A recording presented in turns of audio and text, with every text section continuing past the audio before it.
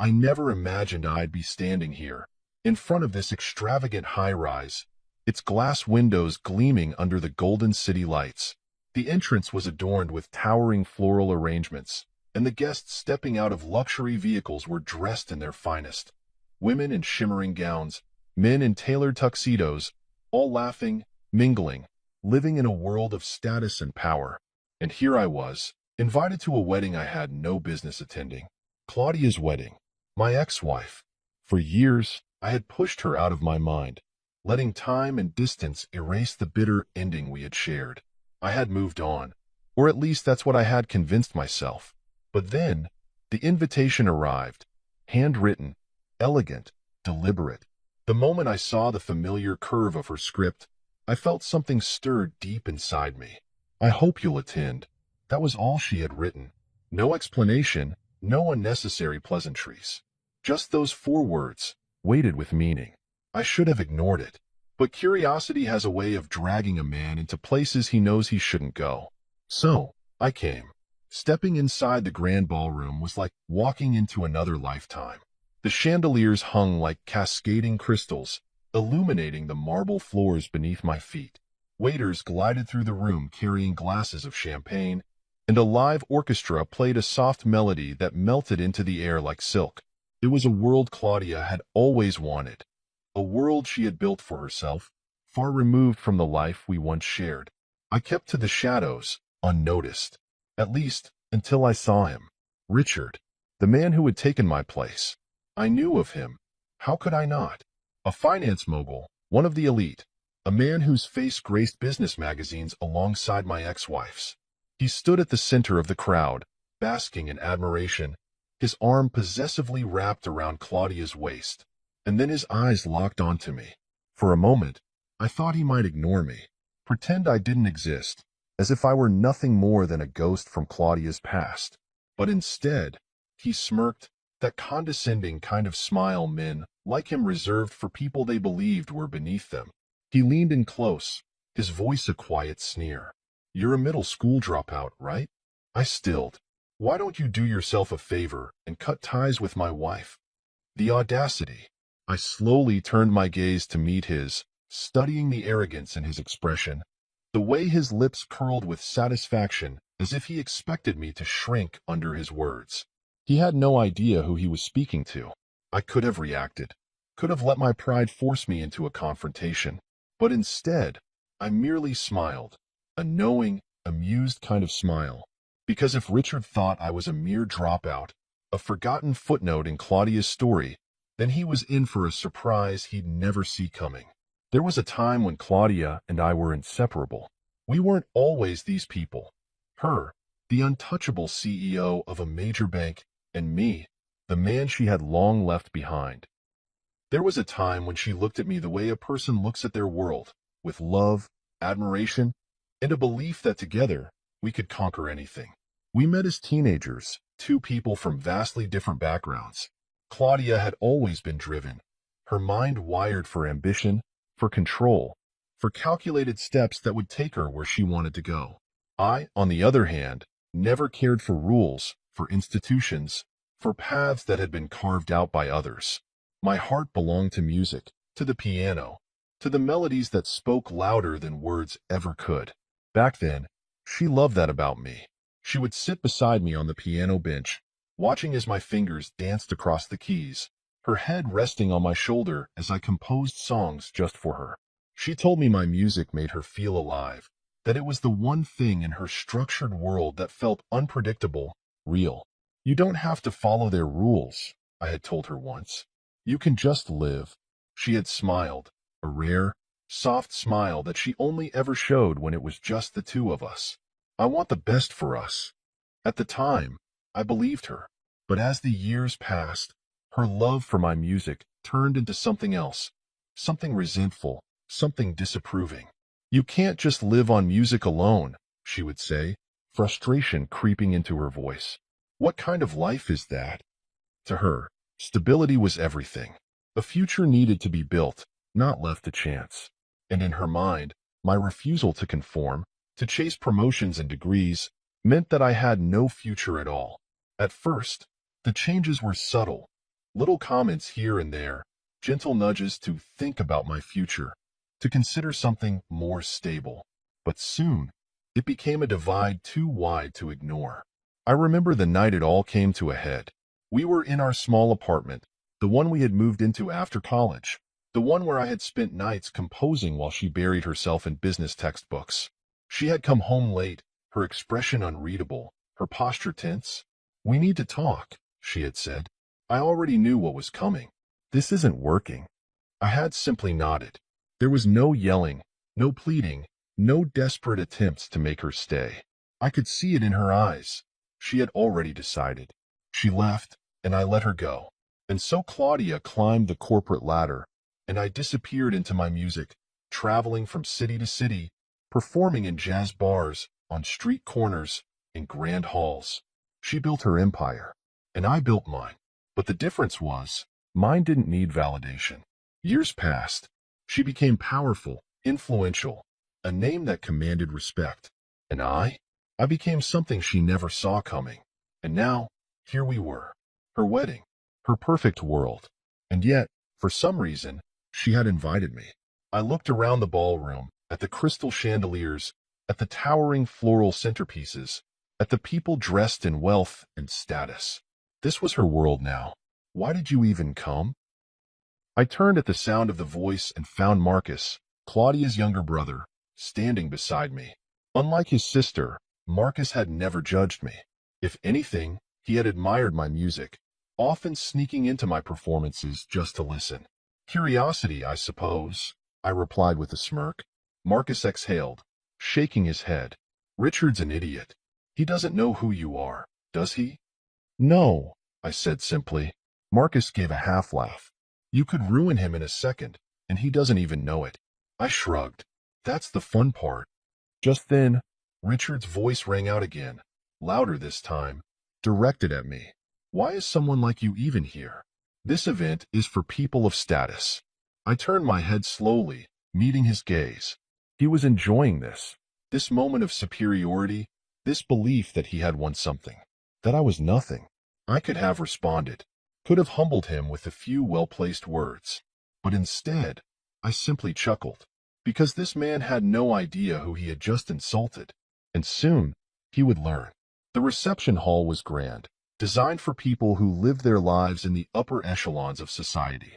Crystal chandeliers dripped from the ceiling, refracting golden light across tables set with silk napkins and polished silverware.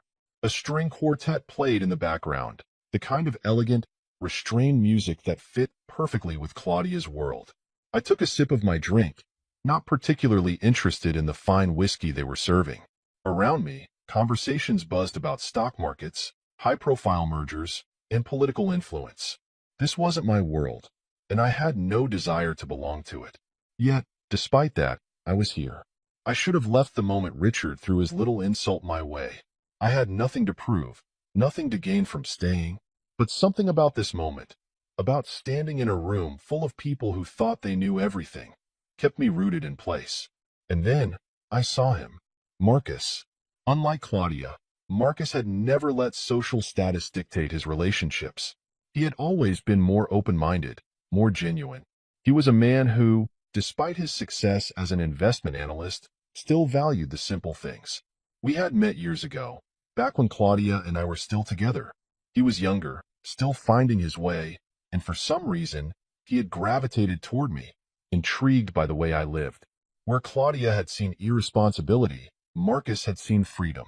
He would sneak into my performances, absorbing the music as if it spoke to him in ways numbers and financial reports never could.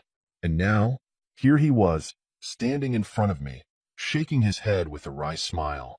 "I told Claudia she shouldn't have invited you if Richard was going to act like that," he said, his voice low so only I could hear. "Let them have their moment," I replied, unaffected. "This is their night, after all." Marcus snorted. "That's generous of you. He doesn't deserve it, though. You know that, right?" I knew, but it wasn't my problem. Richard, however, was still enjoying his little power trip. "Why is someone like you even here?" he called out again, his voice deliberately loud enough for people nearby to hear. "This event is for people of status." I turned my head slightly, meeting his gaze. Around him, guests shifted uncomfortably, sensing the hostility in his words. But Richard didn't care. He was too drunk on his own arrogance to notice. I chuckled, a quiet, amused sound that made his brow furrow. "What's funny?" he demanded, taking a step closer. "Nothing," I replied smoothly. "I just find it interesting how people assume status is defined by the clothes you wear, the title on your business card, or the weight of your bank account." Richard scoffed. "That's because it is. And you? You're just some nobody my wife made the mistake of inviting." His words were designed to sting, to put me in my place. But I didn't react the way he wanted. Instead, I just smiled. Because in that moment, I realized something. Richard had no idea who I was. And neither did Claudia. I had spent years building a life outside of their world, away from corporate skyscrapers and high society gatherings. I had poured my soul into my music, traveled the world, performed in places they would never step foot in. I had built something for myself, something real, something lasting. And yet, in their eyes, I was still the same man Claudia had walked away from all those years ago. That was the real joke. Marcus, standing beside me, smirked as if he could read my thoughts.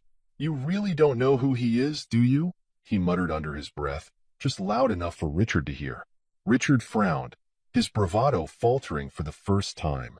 "What the hell are you talking about?" I could have told him. I could have let him in on the truth right then and there. But where was the fun in that? Instead, I just took another sip of my drink and turned away, letting Richard stew in his own ignorance. Because soon enough, he was going to find out exactly who I was. And when that moment came, it would be his world that shattered. I wasn't always the man standing in this lavish ballroom, exchanging smug glances with men like Richard. There was a time when my name meant nothing, when my pockets were empty, and when Claudia looked at me as if I were a burden rather than a partner. I had grown up in a world where money was plentiful, where my father's name carried weight in boardrooms and business circles. But that world collapsed overnight. One bad investment, one wrong decision, and everything was gone. The grand estate we once lived in, sold to pay off debts. The expensive cars, repossessed before we could even adjust to the reality of being broke. My father was never the same after that. I remember the morning I woke up to find him sitting in the kitchen, staring at nothing, a cup of untouched coffee in his trembling hands. He had built an empire and lost it all, and in his eyes, I saw a man who had no idea how to live outside of wealth. But I was different. I wasn't tied to the stock market, to the endless pursuit of status, to the belief that life's value was measured in dollars. What I had, what no financial collapse could ever take away, was my music. Even after we moved into a tiny apartment, stripped of every luxury, I didn't care. I had my old keyboard, a set of worn-out headphones, and an imagination that never stopped creating melodies. That was when I met Marcus. I had been playing in the school music room, my fingers gliding over the keys, lost in a song I hadn't even realized I was composing. The door creaked open, and I glanced up to see a younger boy standing in the doorway, eyes wide with awe. "That was incredible," he had said. We became friends almost instantly. Marcus had always admired my music. He would sneak into rehearsals, watching me play, asking endless questions about how I composed, how I turned emotions into sound. He was still a teenager, but even then, he had the sharp mind of a businessman. "You could make money from this," he told me once. Real money. I laughed at the idea. Back then, I wasn't thinking about fame or fortune. I just wanted to play. Then Claudia entered my life. She was everything I wasn't.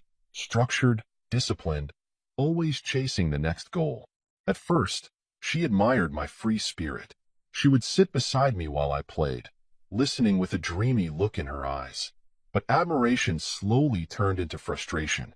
"You need a plan," she would say. "You can't just play music forever and hope life works out." She wanted me to be something I wasn't. I didn't argue.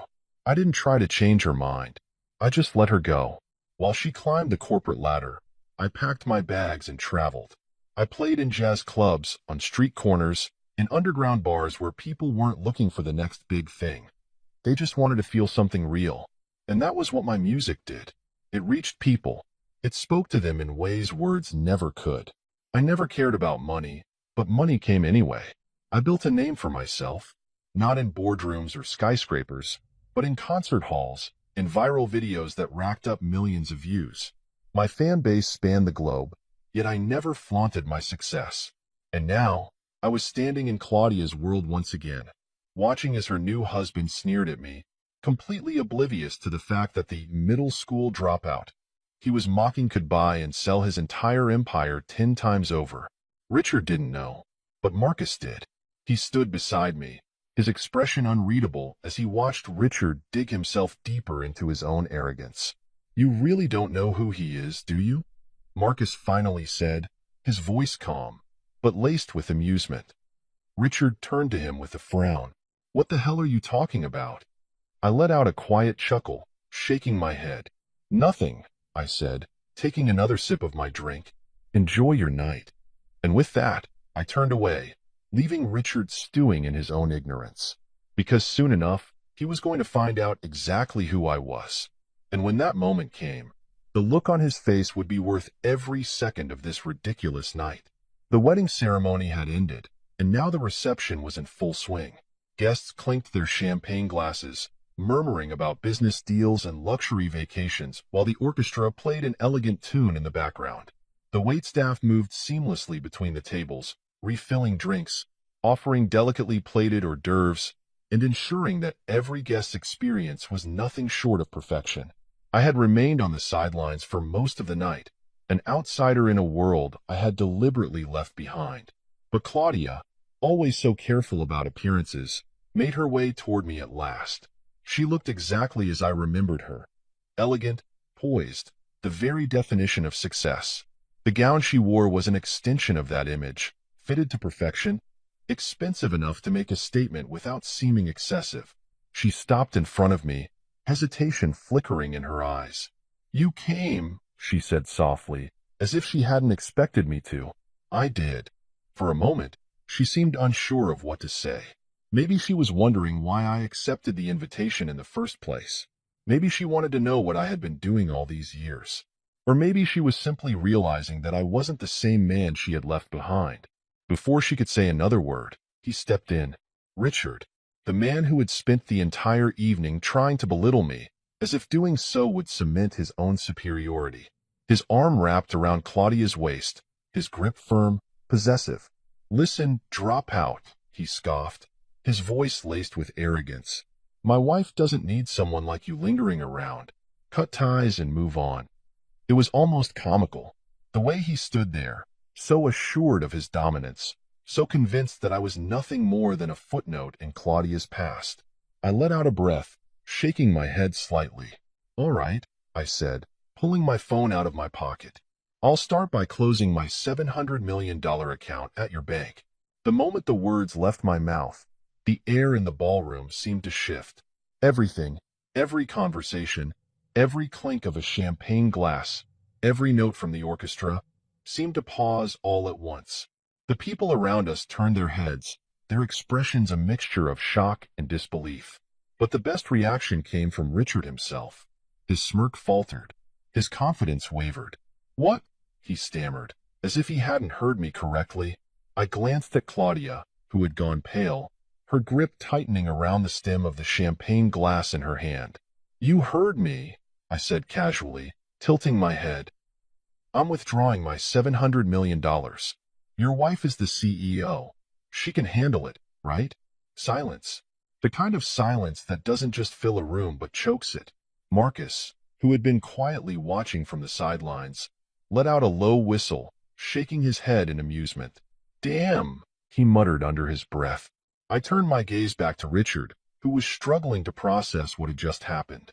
His hands twitched at his sides, his jaw tightening, his entire demeanor shifting from arrogance to outright panic. "You're lying," he finally said, but there was no conviction behind his words. Claudia, however, wasn't as quick to dismiss me. She reached out, grabbing my wrist, her voice barely above a whisper. "You're joking, right?" There was something in her eyes, something I hadn't seen in a long time. Fear. Not the fear of losing me, the fear of losing what I represented. I shrugged. slipping my phone back into my pocket. Why would I joke? I said lightly. Your husband wanted me gone. I'm just making it easier. The color drained from Richard's face. He turned sharply to Claudia, his voice breaking as he demanded, "This is a joke, right? This guy doesn't have that kind of money." But before Claudia could respond, Marcus, who had been enjoying the scene far too much, let out a chuckle, shaking his head. "You really don't know who he is, do you?" Richard's eyes darted between Marcus and Claudia, his panic growing by the second. I could see it, the realization creeping in, the weight of his mistake settling heavily on his shoulders. And for the first time that night, he wasn't the one in control. I turned to leave, fully prepared to walk away and let them deal with the aftermath of their own arrogance. But just as I took a step forward, Richard grabbed my arm. "Wait." I pulled my arm free, meeting his desperate gaze with an impassive stare. "You made your point," he said, his voice unsteady. "You're obviously successful. There's no need to." I cut him off with a simple tilt of my head. "No need to what?" I asked. "Show you what happens when you underestimate people?" Richard swallowed hard. I could see the desperation in his eyes, the frantic way his mind was scrambling for a way to salvage the situation. I leaned in slightly, lowering my voice just enough so that only he could hear. "Next time," I murmured, "be careful who you look down on." And with that, I turned away, leaving him standing there, speechless, humiliated, and fully aware that he had just made the biggest mistake of his life.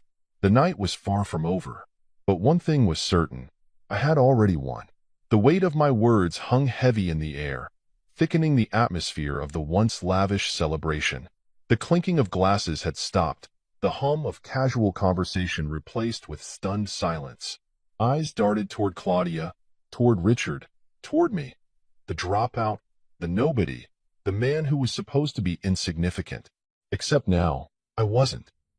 Now, I was the only person in this room who mattered. Claudia's grip on my wrist tightened, her fingers cold against my skin. I could see the panic blooming in her eyes, the careful facade of composure she had perfected over the years cracking at the edges. "You're joking, right?" she whispered again, her voice softer now, almost pleading. I tilted my head slightly, studying her. Claudia had always been meticulous, always in control.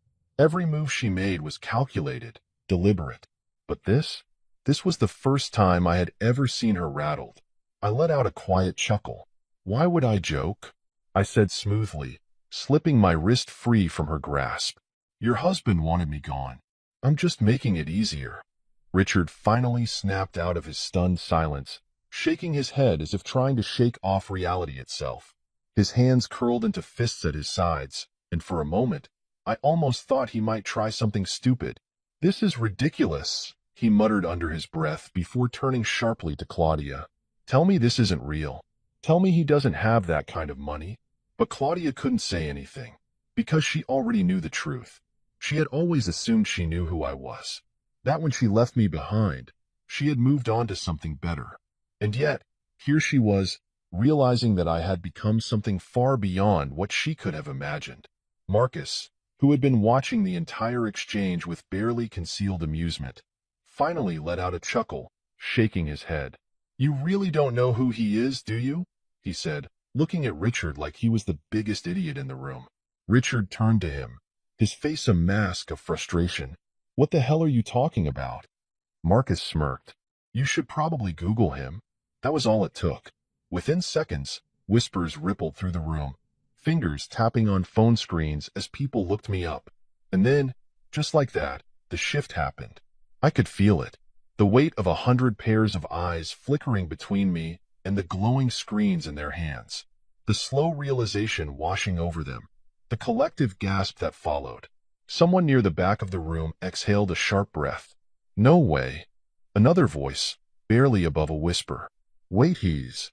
Richard snatched Claudia's phone from her hands, his eyes scanning the screen, his expression twisting into something between shock and dread. And then, finally, the moment I had been waiting for. His hands shook, his confidence, so unwavering, so absolute, shattered. I watched as reality sank in, as he pieced together every mistake he had made tonight. Because now, he knew, I wasn't just some washed-up nobody from Claudia's past. I wasn't a dropout. I wasn't a failure. I was one of the most renowned pianists in the world, a musician with an audience of millions, a net worth that far surpassed his own. And the worst part? I had never needed to flaunt it. Richard's jaw clenched so tight, I thought he might break his teeth. He turned back to Claudia, his face ashen. "Did you know?" he demanded. Claudia didn't answer, because she didn't have one. She had left me behind all those years ago, certain that I would amount to nothing.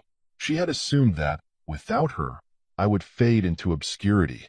And now, at her own wedding, in front of everyone she respected, she was being forced to face the truth.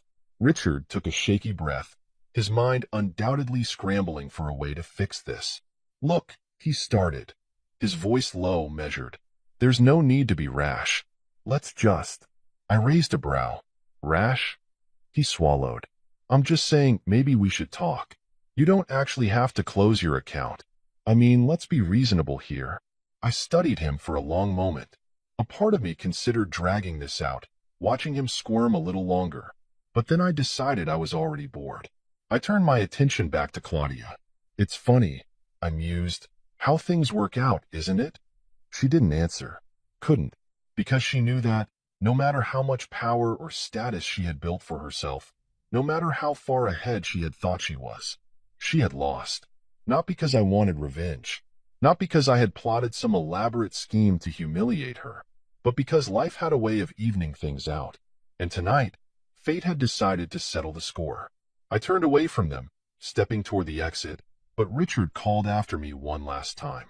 "Wait, you're not actually closing your account, are you?"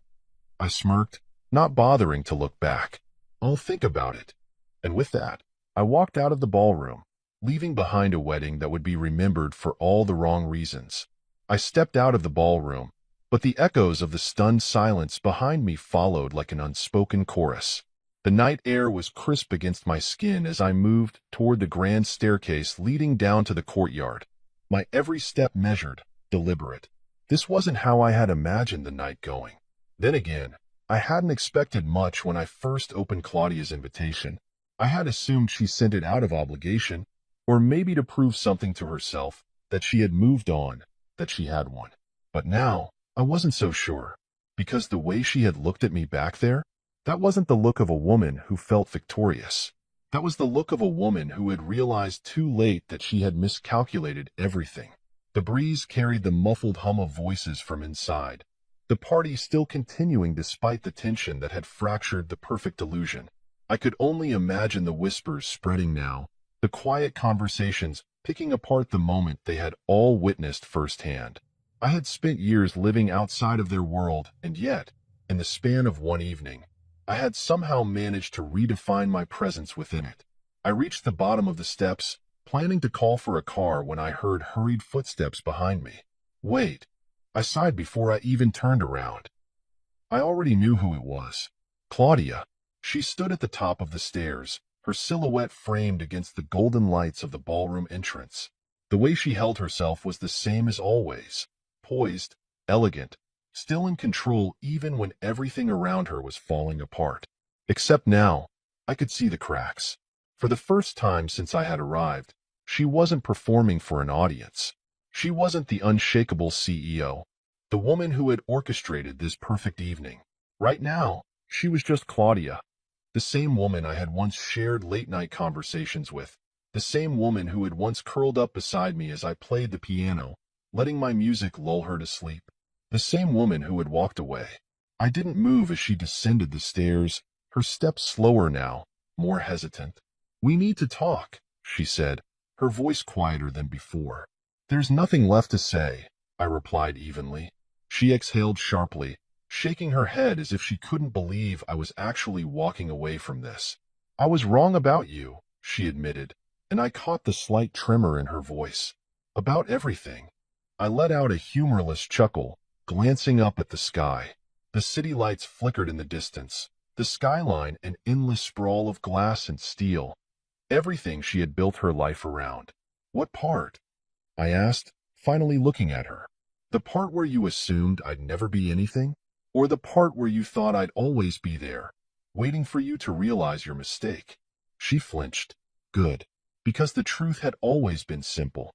She had never believed in me. Not really. She had loved me, once. But even back then, that love had always been conditional, hinged on the idea that one day I would change, that I would wake up and suddenly decide to chase the kind of success she valued. And when I didn't, she left. I didn't know, she whispered, her voice barely audible. That's the problem, isn't it? I said, tilting my head. You never asked. You never cared to know. She opened her mouth, then closed it again, her fingers curling into the fabric of her wedding dress. You have no idea how many times I thought about calling you, she finally admitted. About asking if what? I interrupted. If I had changed? If I had finally become the person you wanted me to be? She swallowed hard. I took a step closer, my voice calm but firm. Claudia, you didn't leave me because I had no ambition. You left me because I refused to chase the kind of ambition you respected. Her breath hitched. And that's okay, I continued. You made your choice and I made mine. The difference is, I never regretted mine. Silence stretched between us, thick and heavy. She had spent years convincing herself that she had moved on, that her life was better without me, that she had everything she ever wanted. But now, on her wedding night, she was standing in front of me, struggling to find the words to justify her choices. She started, then sighed. I just wanted to know if you were happy. I smiled then, small, knowing. I was happy the moment I stopped needing your approval. Her lips parted slightly, as if she wanted to respond, but nothing came out. There it was, the truth she had never considered. The realization that I had never been waiting for her to realize her mistake, that I had never needed closure, because I had already moved past it long before she had. And that was the real loss. Not that she had left me, but that when she looked at me now, she knew, deep in her bones, that she had let go of something she could never get back. I took one last glance at her before turning away for the final time. Richard would still be inside, trying to salvage his bruised ego, clinging to whatever dignity he had left. The guests would still be whispering about the scene they had just witnessed. And Claudia? Claudia would go back inside that ballroom, smile for the cameras, and play her part as the perfect bride. But tonight, long after the music faded and the guests left, she would lie awake knowing that she had built her perfect life, her perfect empire, and yet, somehow, she had still lost. I walked toward the waiting car, sliding into the back seat as the driver closed the door behind me. I pulled out my phone, scrolling through messages from people who actually mattered. Musicians, old friends, people who had never doubted me. And then, almost on impulse, I opened my music app. I hit record, and in the quiet of the car, as the city blurred past the window, I started playing the melody that had once been Claudia's favorite, for old friends and lessons learned. Because some memories don't need words. Some lessons don't need to be spoken. And some victories are won in silence. The city lights flickered past in a blur of gold and white as the car cruised through the quiet streets. The weight of the night should have settled by now, but I could still feel the tension lingering in my chest like an unfinished chord. I leaned back against the seat, fingers grazing over the screen of my phone as I scrolled through unread messages. My inbox was full. Congratulatory texts from old friends, amused comments from people who had witnessed the spectacle at the wedding, and even a few industry executives reaching out with offers I had no intention of entertaining. It was strange, the way the past had suddenly resurfaced in one night. I hadn't come to Claudia's wedding expecting a confrontation. I hadn't even come with the intention of proving anything.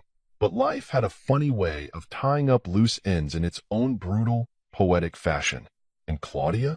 She had received her lesson in respect the hard way. The thought brought a small smirk to my lips, but it quickly faded as my thumb hovered over an old contact in my phone. I stared at the name for a long moment before finally closing the screen. There was no point in looking back now. A soft chime interrupted my thoughts, and I glanced at my screen. Marcus, where the hell did you disappear to? You left before the real fun started. I chuckled, shaking my head before typing a quick response. Me. I figured the entertainment portion of the night was already handled. His reply came almost instantly. Marcus, you should have stayed a little longer. Richard nearly lost his mind after you left. It was the most satisfying thing I've ever seen. I could picture it perfectly. Richard, trying to salvage what little dignity he had left, frantically whispering to Claudia, demanding an explanation, realizing too late that he had just burned a bridge he should have never crossed. I could also imagine the whispers that would haunt them for weeks, if not months. The ex-husband was actually a millionaire? How did they not know? Claudia really downgraded. Huh? And the best part? I didn't even have to lift a finger to orchestrate any of it. I tucked my phone away and glanced out the window. The streets had emptied, the city settling into its quiet late-night rhythm. The car slowed as it approached my building, an understated yet elegant brownstone tucked away from the chaos of the downtown district. Unlike Claudia, I had never needed grand displays of wealth to prove anything. "We're here, sir," the driver said, stepping out to open the door for me. I gave him a nod before stepping onto the pavement, adjusting the cuff of my jacket as I inhaled the crisp night air. As I reached the door, a familiar voice called out from behind. "Leaving without a goodbye? That's cold, man." I turned to see Marcus leaning against his own car, a knowing grin on his face. "You didn't have to chase me down just to say that," I quipped, unlocking my front door. Marcus shoved his hands in his pockets, following me inside like he owned the place. What can I say? I had to see the aftermath for myself. "You made quite an exit back there." I shook my head, tossing my keys onto the table as we entered the living room. The space was simple, warm lighting, dark wood floors, an antique grand piano sitting in the corner. It was a far cry from the cold luxury Claudia had surrounded herself with. Marcus walked over to the piano, running his fingers along the polished surface before whistling. "You know, I always wondered where you ended up," he mused. "Turns out, you ended up on top. Quietly, of course, but still." I shrugged, pulling off my jacket. I never needed an audience. "Could have fooled me," Marcus chuckled. "The way you played them all tonight? That was a damn performance." I smirked, shaking my head. "That wasn't a performance," I corrected. "That was just reality hitting them a little harder than they expected." Marcus laughed, sinking into the couch. "You have no idea how much I've wanted to see Richard taken down a peg. He's been unbearable since day one. The moment Claudia started dating him, it was like he thought he owned the world." "That explains why he acted like a complete idiot tonight," I muttered. Marcus nodded. "He's always been insecure. That's why he flaunts his money, why he always has to prove he's the most important person in the room. But you? You walked in without saying a damn word, and suddenly, he was the fool. That's power, my friend." I leaned against the armrest, my fingers absently tapping against my knee. "I didn't do it for power," I said. "I just wanted to remind them that some people don't need validation to be successful." Marcus exhaled, shaking his head with a grin. "And that's exactly why you won tonight." I fell silent, my gaze drifting toward the piano. "You know," Marcus said, leaning back, "Claudia didn't look too happy after you left." I raised a brow. "She's married now. Her happiness isn't my problem." "Maybe not," he admitted. "But let's be real. Tonight wasn't just a wedding for her. It was a statement. She wanted to show you that she had one. But instead, she got the exact opposite." I considered that for a moment, the thought settling into my chest like a final note at the end of a melody. "Maybe," I murmured. Marcus studied me for a long moment before sighing. "Well, if you ever want to rub it in just a little more, I've got plenty of stories about Richard that'll make you laugh." I chuckled, shaking my head. "I think I've done enough damage for one night." Marcus stood, stretching. "Fair enough. But don't be a stranger, all right? Some of us actually enjoy your company." "Noted," I said, walking him to the door.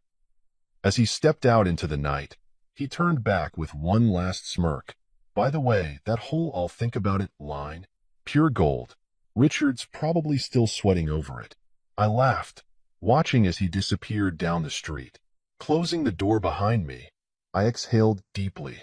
The night had been unexpected, chaotic, a reminder of how far I had come. And yet, I felt lighter, because now there were no more ghosts from my past waiting in the shadows. No more unfinished stories. Just me, my music, and the life I had built on my own terms. The next morning, I woke up feeling lighter than I had in years. There was no lingering weight in my chest, no unresolved emotions clawing at the edges of my mind. The past was exactly where it needed to be, behind me. The sunlight streamed through the curtains of my loft, warming the hardwood floors and casting long, golden streaks across the grand piano in the corner. The instrument had been with me through everything, from the days when I had nothing but a worn-out keyboard to now, when I had built a life far greater than what anyone had expected. As I stretched and pulled myself out of bed, my phone buzzed on the nightstand. Marcus. I smirked, shaking my head. Of course, he wouldn't let last night die down just yet. I picked up the call and leaned against the window, watching the city come to life below me. "Please tell me you saw the news," Marcus said, his voice full of barely contained amusement. I raised an eyebrow. "Should I be concerned?" "Depends," he said. "Are you concerned about the fact that the entire wedding is trending?" I blinked. "Trending? What the hell are you talking about?" Marcus laughed. "Just check social media. Oh, and before you do, don't say I didn't warn you." I ended the call and immediately pulled up my phone, tapping into one of the news apps I rarely bothered with. And there it was. CEO's wedding becomes a night to remember, for all the wrong reasons. I scrolled further. My curiosity piqued. There were hundreds of posts, all dissecting what had happened last night, from Richard's arrogance to the moment he realized he had insulted the wrong man. One video had already gone viral, a recording of the exact moment I had said, "I'll start by closing my $700 million account at your bank." The caption? "The art of a silent flex." I exhaled, shaking my head in disbelief. I had never sought attention for what I did. I had spent years avoiding the very world that now seemed fascinated with me. And yet, here it was. The internet had caught on, and people were loving the irony. I scrolled further and found comments that ranged from brutal to outright hilarious. "Imagine marrying a man who doesn't even know his wife's ex could buy his company 3 times over. LMAO. Richard, why are you even here?" Him. "Just checking if my money's still safe in your wife's bank." Claudia's face when she realized she fumbled the bag, priceless. I shook my head, placing the phone on the counter. It was strange. For years, Claudia and I had lived completely separate lives, with no overlap, until last night. Now, our names were being spoken together again, but not in the way she had hoped. And I just knew, that she would hate every second of it. The thought made me chuckle as I made my way to the kitchen, brewing a fresh cup of coffee. But just as I took my first sip, my phone buzzed again. This time, it wasn't Marcus. It was Claudia. I stared at the screen for a long moment, debating whether I should even bother answering. I had nothing left to say to her. I had walked away last night for a reason. And yet, something about the fact that she was calling me now, after everything, made me curious. I sighed before finally answering. "Claudia." There was silence on the other end. Then, finally, a sigh. "I assume you've seen the news." I smirked. "Did you really think I wouldn't?" She let out a dry laugh, but there was no humor in it. This wasn't how it was supposed to go. I leaned against the counter, tilting my head slightly. And how exactly was it supposed to go? She hesitated before responding. I didn't think it would turn into this. I didn't invite you to humiliate you." I scoffed. "No? Then why did Richard feel so comfortable trying to insult me in front of everyone?" She didn't answer right away. "He didn't know who you were," she admitted. I chuckled. That much was obvious. Another pause. "I thought you would have told me, you know." That caught me off guard. "Told you what?" "That you became this." I exhaled through my nose, shaking my head. "You never asked, Claudia." She sighed again. "I know." There it was. The regret. Not just for last night. For everything. For walking away. For assuming I would never be anything. For realizing too late that she had been wrong about me. But I wasn't about to give her the satisfaction of an emotional reunion. I had nothing left for her. "I don't know what you expect me to say, Claudia," I said evenly. "But whatever it is, I'm not interested. She let out a slow breath. I figured. Silence stretched between us again, heavier this time. I knew this would be the last time we ever spoke, and somehow I was okay with that. I hope you're happy, she said at last, her voice softer now, almost vulnerable. I am, I answered simply, because for the first time in years, I truly meant it. Without another word, I ended the call, placing my phone face down on the counter. And just like that, it was over. No more unfinished business. No more what-ifs. Just me, my music, and the life I had built on my own terms. The past was finally where it belonged. And I was exactly where I needed to be. The silence after the call was different from any I had experienced before. It wasn't heavy or suffocating like unfinished business. It was clean, like the last note of a song played exactly as it was meant to be. I stood there in my kitchen, my coffee now cooling in my hand, realizing something simple but profound. It was over. Not in the way heartbreak lingers. Not in the way some people tell themselves they've moved on, but secretly still check old photos in the middle of the night. No, this was truly over. There was nothing left to say, nothing left unresolved. Claudia and I had walked separate paths for years, and last night had been the final crossroads where our worlds collided before splitting apart forever. And somehow, I had been given the last word, not just in conversation, but in the way life had played out. I didn't need revenge. I didn't need Claudia to beg for me back. Nor did I need Richard to suffer beyond the public humiliation he had already earned. All I needed was what I already had. A life that was mine and mine alone. With a quiet sigh, I placed my phone down and turned to the one thing that had always made sense. Music. My fingers found the smooth keys of the grand piano, and without thinking, I began to play. The melody was soft, almost bittersweet. It wasn't for Claudia, it was for me. A quiet reminder that I had never needed her validation, that I had always been enough, just as I was, that I had never been the one who lost. Halfway through the song, a notification lit up my phone screen. I nearly ignored it, but something told me to look. Marcus had sent me a video. I sighed, shaking my head. Of course he had. I pressed play, and then I laughed. It was a recording from inside the wedding hall after I had left. The camera was shaky, likely taken by someone trying not to get caught, but the audio was crystal clear. Richard stood near the table, his face red with fury, his hands gesturing wildly as he spoke to Claudia. What the hell were you thinking, inviting him here? Claudia looked exhausted, her face blank, her fingers massaging her temple. Richard, please. No, don't please me, he snapped. Do you realize what you've done? Do you know how many people were watching? How many of them are laughing at us right now? She exhaled. It wasn't supposed to go like this. Well, it did. Richard practically shouted. And now you've made me look like an idiot.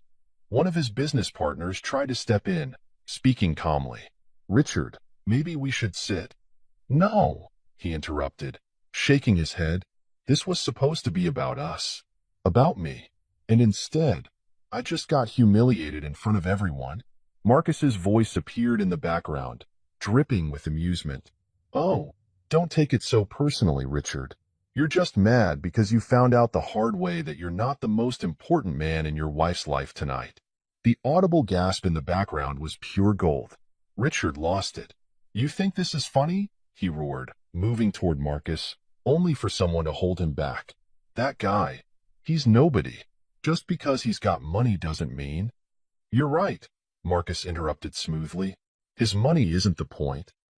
It's the fact that he didn't even have to try to bring you down. He just existed, and it was enough. Richard's face contorted with rage. The video cut off. I laughed so hard I nearly choked. It was perfect.